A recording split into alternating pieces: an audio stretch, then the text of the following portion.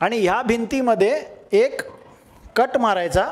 हे DPC नाही आहे, आता आपण हे काढून टाकूया DPC, कारण DPC नाही आहे. ह्याच्यामध्ये इथे कट मारायचा आणि ह्या कटमध्ये हे असं आहे बांधकाम. ह्या कटमध्ये एक टाईल इंट्रोड्यूस करायची दगडाची. होऊ शकतं की नाही? हे करायला खूप कठीण आहे, पण होऊ शकतं. 4-4 फुटाचं करत. हां, नाही खाली नाहीत, कारण ब्रिकवर्कला जर तुम्ही कट मारलात ना, ब्रिकवर्क आर्च ॲक्शनने राहतं, अगदी आरामात राहतं. कटरने कापायचं आणि टाईल इंट्रोड्यूस करायची, पण ते इतकं किचकट करते, त्या लेवलला माणसाला काम करायला जमत नाही. बाहेरून जागा मिळते त्याला इकडे 2-2.5 फुटावरती, पण ते बाहेरून हा जॉईंट इथपर्यंत भरणं हे खूप कठीण असतं. So this is one technique which is possible. हे टेक्निक नंबर 3. आणि टेक्निक नंबर 4 जे सगळ्यात सोपं आहे आणि ज्याला मोर दॅन 90-95% अश्युरन्स मिळू शकतो, ते म्हणजे केमिकल ग्राउटिंग. म्हणजे काय करायचं की इथे वेगवेगळ्या लेवलला होल्स मारायची आणि त्या प्रत्येक होलमधनं कॅपिलरी ॲक्शन सीलिंग ग्राउट ओतायचं. काय? Capillary action ceiling material. Capillary action ceiling material. अरे ह्याच्यामध्ये सांगतो ह्याच्यामध्ये कुठच्याही प्रकारचं पॉलिमर की जे आत जाऊन सॉलिडिफाय होईल हे वापरायचं. आता मी का याचं उत्तर देत नव्हतो, याचं उत्तर मला तुमच्याकडनं हवं आहे, कारण आपण ग्राउटिंग या सेक्शनमध्ये याचं उत्तर देणार आहोत. ग्राउटिंग म्हणजे काय की रिमूव्हिंग एअर, सिम्पल, बरोबर आहे. पण एअर कुठे? जर त्याला व्हॉइड्स असतील तर, क्रॅक असेल तर क्रॅकची विड्थ किती? 0.5 mm, 1 mm, 0.3 mm. Micro क्रॅकिंगची width किती? लेस दॅन 0.1 mm. डोळ्याला न दिसणारं क्रॅकिंग आहे ते. सिमेंटच्या एका पार्टिकलचं साईज काय असते?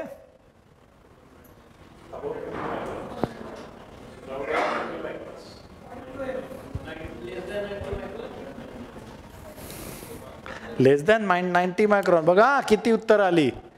एक उत्तर आलं लेस दॅन 90 मायक्रॉन, एक उत्तर आलं 0.2 mm,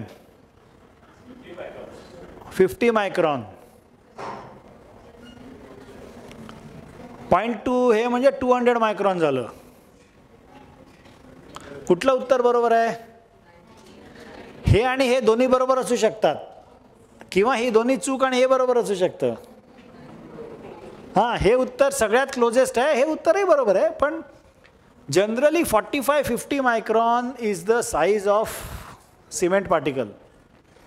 आता जर का 0.1 mm ची क्रॅक, आता कॅपिलरी राईज तुम्ही मला सगळ्यांनी शिकवलं ना आत्ता की कॅपिलरीमधनं पाणी वरती चढतं, तर त्या कॅपिलरीचा डायमीटर किती असतो?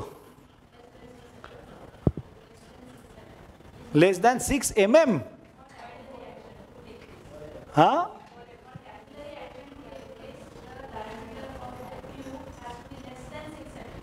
6 mm इज ह्यूज.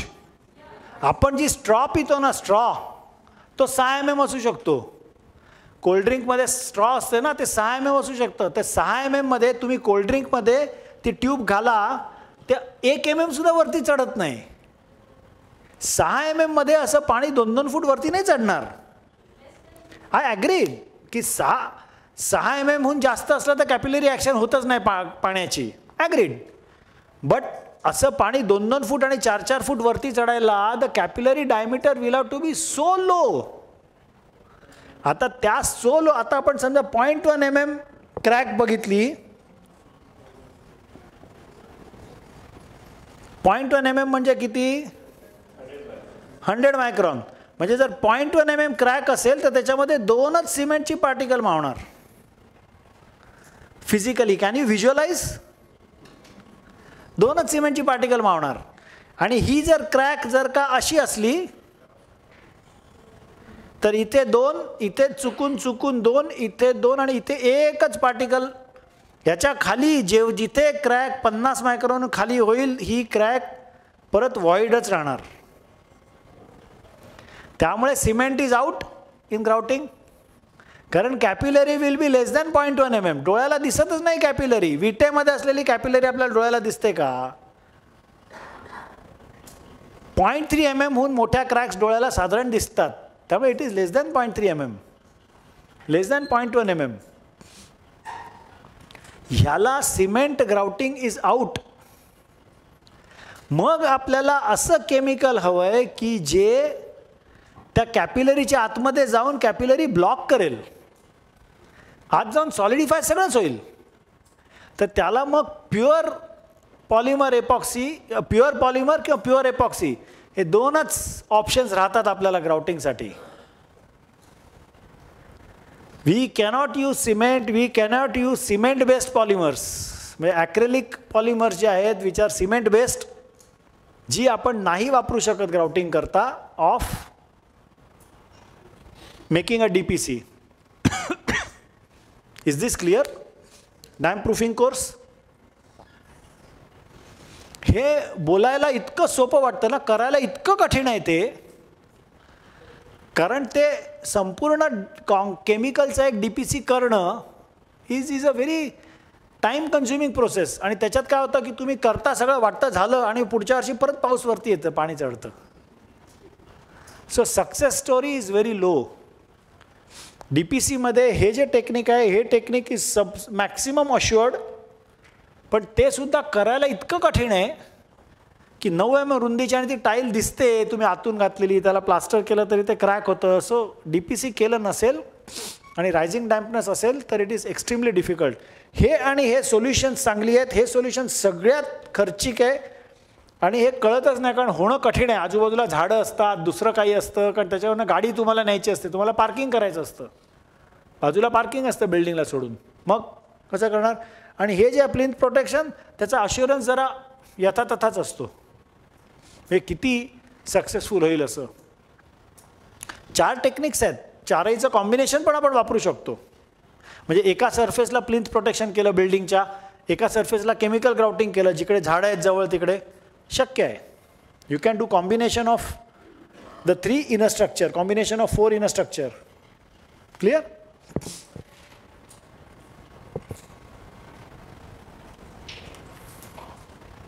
हॉलो और वॉइड्स इन मॅसोनरी. मॅसोनरीमध्ये हॉलोज किंवा वॉइड्स कसे असतील? ॲशलर मॅसोनरीमध्ये वॉइड्स असतील का? ॲशलर मॅसोनरी म्हणजे माहिती आहे? माहिती आहे. ॲशलर मॅसोनरीमध्ये वॉइड्स असू शकतील का? नाही, कारण इट्स अ कोर्स्ट रबलमध्ये. कोर्स्ट रबलमध्ये सुद्धा कुठून येणार? रँडम रबलमध्ये येऊ शकतात. ब्रिकवर्कमध्ये पण कुठून येणार? ब्रिकवर्कमध्ये व्हॉइड्स किंवा हॉलोज नाही, क्रॅकिंग होईल. व्हॉइड्स किंवा हॉलोज हे फक्त रँडम रबल मॅसोनरीमध्ये असतात. कारण रँडम रबल मॅसोनरी कशी करतात? दगड ठेवतात, त्याच्यावरती म्हणजे त्याच्या गॅप्समध्ये मॉर्टर भरतात, पण ते मॉर्टर गॅपमध्ये भरत नाहीत, वरती भरतात, परत नवीन लेअर ठेवतात दगडाचा. सो आतमध्ये मोठे मोठे व्हॉइड्ससुद्धा असतात रँडम रबलच्या. मोठे मोठे व्हॉइड्स म्हणजे ज्याच्यामध्ये तुम्ही ओनली सिमेंट नाही, तुम्ही सिमेंट सँड आणि ॲग्रिगेट मेटल नंबर 1 सुद्धा ग्राउट करू शकता. एवढे मोठे मोठे व्हॉइड्स असतात रँडम रबलमध्ये. We have repaired so many random rubble masonries, actually identified voids in random rubble masonry using ultrasonic. Ultrasonic जर का आपण एकाच साईडने केलं तर तुम्हाला त्याच्यात व्हॉइड्स क्वालिटेटिव्ह असेसमेंटने कळू शकतात. इनडायरेक्ट मेथडने जर अल्ट्रासॉनिक वापरलं रँडम रबल मॅसोनरीवरती तर तुम्हाला त्यातले व्हॉइड्स मिळतात. हे कळतंय कसे मिळू शकतात? Very simple. जिथे व्हॉइड्स असतील तिथे तुम्हाला अत्यंत लो अल्ट्रासॉनिक रिडिंग्स मिळतील किंवा रिडिंग्स मिळणारच नाहीत. All readings may be lower than concrete. म्हणजे कॉन्क्रीटमध्ये समजा तुम्हाला 3, 3.5, 4 हवं आहे, तर तुम्हाला सगळीच रिडिंग 2, 2.25, 1.5 अशीच मिळतील. बट 2.25 आणि कुठेतरी 0.9 हे क्वालिटेटिव्ह असेसमेंट, कम्पॅरेटिव्ह असेसमेंट जर केलं तर 0.9च्या ठिकाणी व्हॉइड मिळू शकतं. आणि तिथे तुम्ही ड्रिल मारून, आणि ड्रिल म्हणजे 25 mm होल मारायचं आणि त्याच्यात 10 mm, 6 mm down, 10 mm down aggregate sand आणि वापरायचं cement grout. So voids mostly you will find in hollows, or voids you will find in random rubble masonry only. You will not find it in ashlar masonry. You will also find it in खांडकी स्टोनची जी masonry असते ना, ब्रिजचे pier वगैरे असतात, त्याच्यामध्ये व्हॉइड्स मिळू शकतात. कारण ब्रिजच्या पियरमध्ये किंवा load bearing masonry walls which are made with खांडकी स्टोन्स ऑन आउटसाईड, त्याच्या आतमध्ये बऱ्याचदा कन्स्ट्रक्शन डेब्रिज भरलेलं असतं. हां हां, outskirts is you do it with खांडकी स्टोन. खांडकी स्टोन म्हणजे माहिती आहे ना, ट्रँग्युलर स्टोन जो असतो, बाहेरून चौकोनी असतो आणि आतमध्ये ट्रँग्युलर असतो. खांडकी स्टोन नाही माहिती, प्रश्नचिन्ह दिसत आहेत मला चेहऱ्यावरती. हां, कशासारखा? हेडर नाही, हेडर नाही, हेडर नाही. Header is different than खांडकी.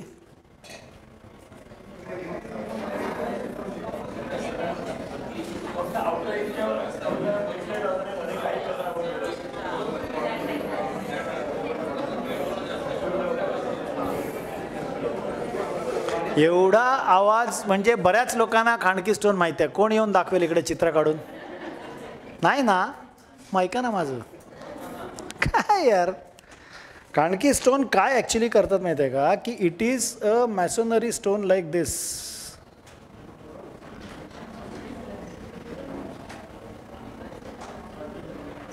आणि समोरच्या साईडला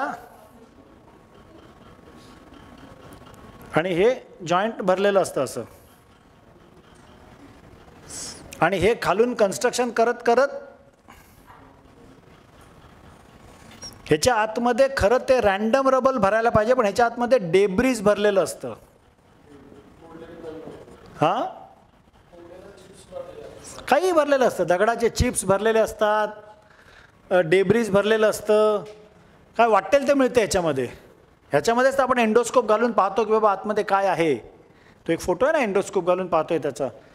तर ह्याच्यामधले व्हॉइड्स रिपेअर करायला सुद्धा आपण ग्राउटिंग करू शकतो. आणि हे ग्राउटिंग अतिशय सेफली सिमेंट सँड ॲग्रिगेट किंवा नुसतं सिमेंट, कारण नुसत्या सिमेंटने प्रचंड क्वांटिटी ऑफ सिमेंट लागू शकते.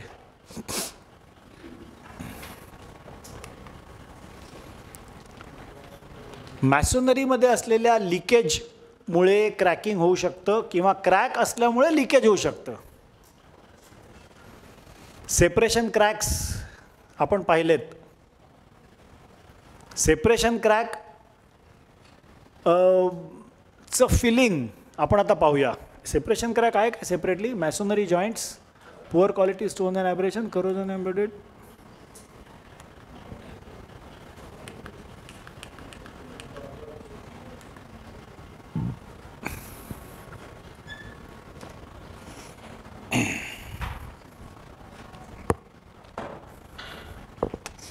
हा बीम आहे क्रॉस सेक्शनमध्ये आणि हे बांधकाम आहे.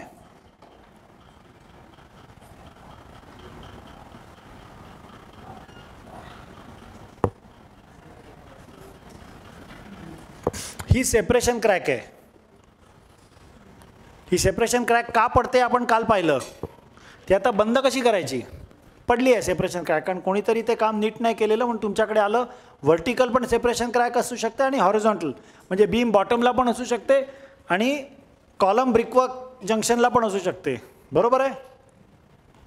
बंद कशी कराल?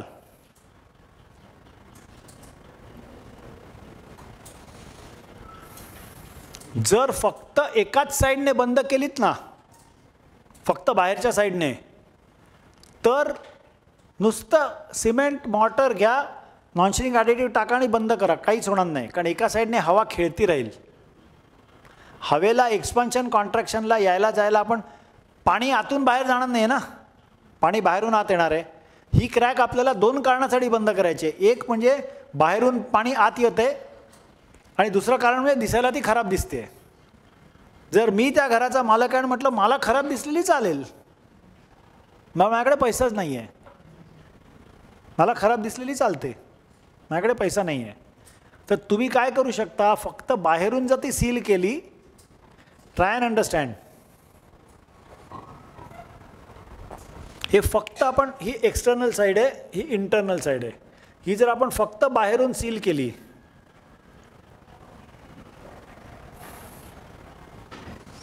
तर हवा इकडनं आत बाहेर करू शकते. During heat it will expand but it will not shatter this. हे समजलं. दोन्ही साईडने जर सील करायचं असेल तर आतली हवा काढून टाकणं जरुरीचं आहे. So what one can do is की ह्याच्यामध्ये ॲट रेग्युलर इंटरवल नॉझल्स किंवा त्या ग्राउटिंगच्या नॉझल्सला, मगाशी आपण बघितलं की गनायटिंगच्या नॉझलला गन म्हणतात, ग्राउटिंगच्या नॉझलला निप्पल म्हणतात. सो ह्याच्यामध्ये व्हेरियस लोकेशनला, म्हणजे आता ह्याचं जर 3D आपण ड्रॉइंग काढलं असं तर at regular interval 1-1 foot 6-6 inch ह्याच्यावरती निप्पल्स लावायची. त्याचे फोटो बिटो आपण सगळं पाहू ग्राउटिंगमध्ये येईल तेव्हा. आणि त्याच्या आतमध्ये cement plus non shrink additive टाकायचं. कारण ही क्रॅक जनरली 3 mm 5 mm वगैरे सुद्धा असू शकते किंवा 1 mm निश्चित असते. तर 1 mm क्रॅकमध्ये सिमेंट सँड कठीण जातं, पण 3 mm असेल तर तुम्ही 1 mm ची सँड आपण त्याच्यात टाकू शकतो.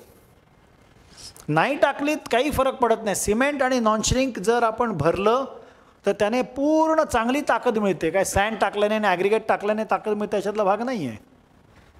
So it can give very good bond also. It will not shrink, it will prevent. 100% grouting शक्य होईल का? कदाचित नाही. बरोबर ना? 100% ग्राउटिंग म्हणजे काय की 100% आतली हवा मी बाहेर काढू शकेन का? कदाचित नाही. बरोबर ना? पण समजा मी दोन्ही साईडने ग्राउट केलं, एवढं केलं इकडनं ग्राउट आणि इकडनं एवढं ग्राउट केलं, इथे मध्ये थोडीशी हवा ट्रॅप झाली आणि ही हवा एलिव्हेशनमध्ये ह्या शेपमध्ये ट्रॅप झाली, तर त्या हवेमध्ये एक्सपान्शनचा एवढा फोर्स नसेल की जे हे 3 इंचाचं ग्राउट फोडून बाहेर येईल. Is this clear?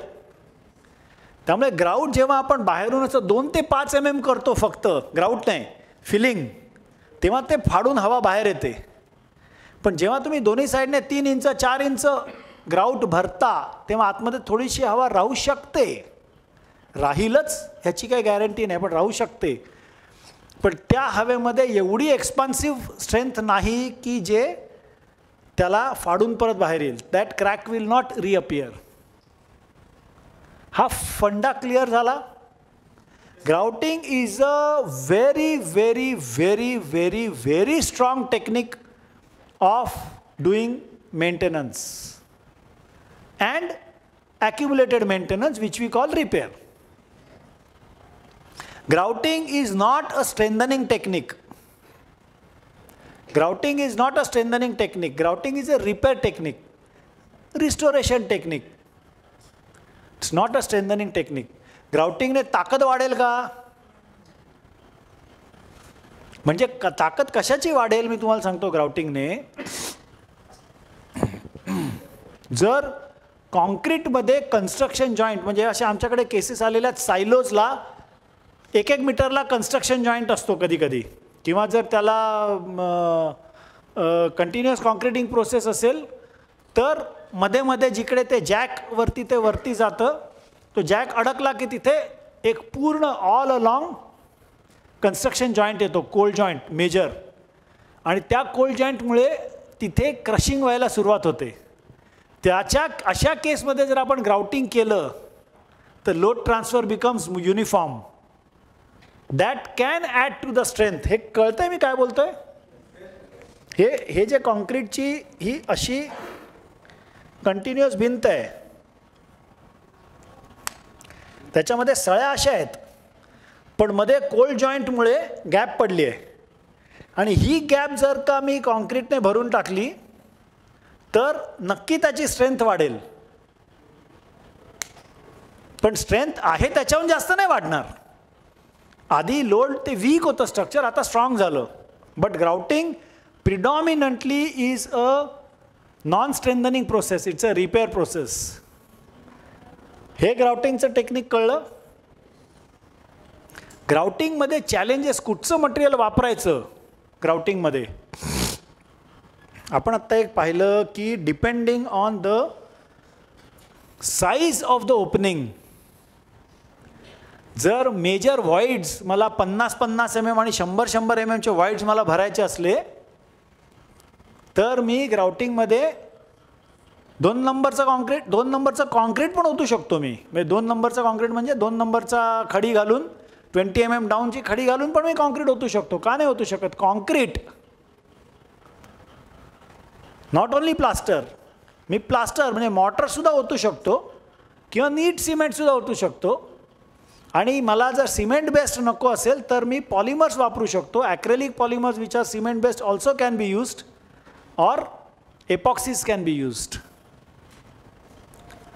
एपॉक्सीजमध्ये आपल्याला लो विस्कॉसिटी एपॉक्सीज पण येतात. लो विस्कॉसिटी एपॉक्सीज म्हणजे epoxies which are thinner than water. आता आपण एक हे बघूया, भातामध्ये आपण वरण ओततो म्हणजे ग्राउटिंगच नाही का एक प्रकारचं. कढी जर घातली आपण भातामध्ये तर ती विनासायास आतमध्ये जाते, आमटी ओतली तर प्रयत्नपूर्वक आत जायला लागते. सो देअर कॅन बी आमटी कन्सिस्टन्सी, कढी टाईप कन्सिस्टन्सी, किंवा टूथपेस्ट टाईप कढी कन्सिस्टन्सी पण असू शकते. एपॉक्सी किंवा दिसताना ते टूथपेस्ट टाईप दिसतं जेव्हा तुम्ही ग्राउटिंग करता तेव्हा, पण त्याला प्रेशरने ते आत जातं. So you have to decide what should be the consistency of my grout depending on मला किती डीप आत जायचं आहे. Is this clear? किती डीप आत जायचं आहे त्याच्यावरती कन्सिस्टन्सी अवलंबून राहील, आणि किती वाईड और नॅरो माझ्याकडे ओपनिंग आहे त्याच्यावरती which material I want to use हे डिपेंड होतं. हे कळलं? आता तुम्हाला ग्राउटिंग कळलं, संपलं. ह्याच्या पलीकडे ग्राउटिंगमध्ये काहीच नाही आहे. Rest is all practice. जेव्हा तुम्ही पहिली डेफिनेशन आपण पहिल्यापासून पाहू, काय बोललो आपण? Replacement of air is grouting. Air in any material. How do you want to replace it? With a material which is strong, less viscosity, which has no shrinkage and which is durable. बरोबर आहे? 4 points होते तिकडे. How do you select the material? Depending on the width of the crack, depth of the crack, direction of the crack और void.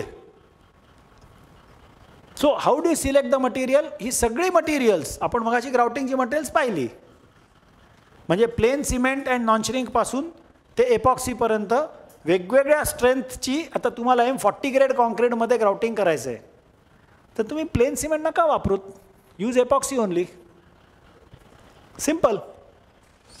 आता तुम्ही म्हणाल रे grouting एवढं सोपं होतं? थिअरी एवढीच सोपी आहे, प्रॅक्टिस इज व्हेरी डिफिकल्ट. का? कारण it is a blind folded. तुम्हाला आज जर सांगितलं की सायकल चालवायचे, सायकल चालवायला शिकायला किती वेळ लागतो? 1 तास लागतो, 1 दिवस लागतो. लहानपणी शिकलं तर लवकर होतं, मोठेपणी शिकलं तर 2 दिवस लागतात. भीती असते ना पडायची, लहानपणी पडायची भीती नसते. पण डोळे बंद करून आता सायकल चालवून दाखव म्हटलं तर इट्स व्हेरी व्हेरी डिफिकल्ट ना. दर 2 मिनिटांनी ॲक्सिडेंट होऊ शकतो. Grouting is a blind process. हे जे मी आता सगळी चित्र दाखवतो ना इकडनं ग्राउटर, ह्याच्यातलं तुम्हाला दिसत काहीच नसतं आतमध्ये. You really do not know. ही जी क्रॅक आपण दाखवतो ही क्रॅक अशी आहे, ही क्रॅक तुम्हाला दिसत नसते, किंवा ही क्रॅक अशी आहे, ही क्रॅक तुम्हाला दिसत नसते. तुम्हाला फक्त एक वरती अशी क्रॅक दिसत असते. ती सरळ खाली आहे का तिरकी आहे का नॅरोईंग ॲट बॉटम आहे, नॅरोईंग at top, widening at bottom आहे, काहीच माहिती नाही आपल्याला. आणि मग त्याच्याकरता मटेरियल सिलेक्ट करायचं आहे. ही प्रोसेस बऱ्याचदा ग्राउटिंगमध्ये काय होतं की तुम्ही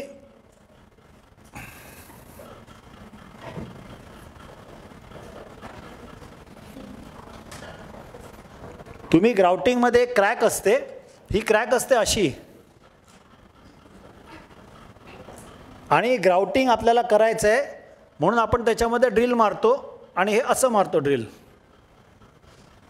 आणि ह्याच्यामध्ये ते निपल फिक्स करून ग्राउटिंग टाकतो. ते ग्राउट आज जातच नाही, कारण इथे पूर्ण कॉन्क्रीट आहे सॉलिड, हे तुम्हाला दिसत नसतं. त्यामुळे it is best to use multi perforated nipple. बासरीला कशी व्हेरियस होल्स असतात ना, तशी वेगवेगळ्या दिशेला असेल तर इथे पण जर त्याला होल्स असतील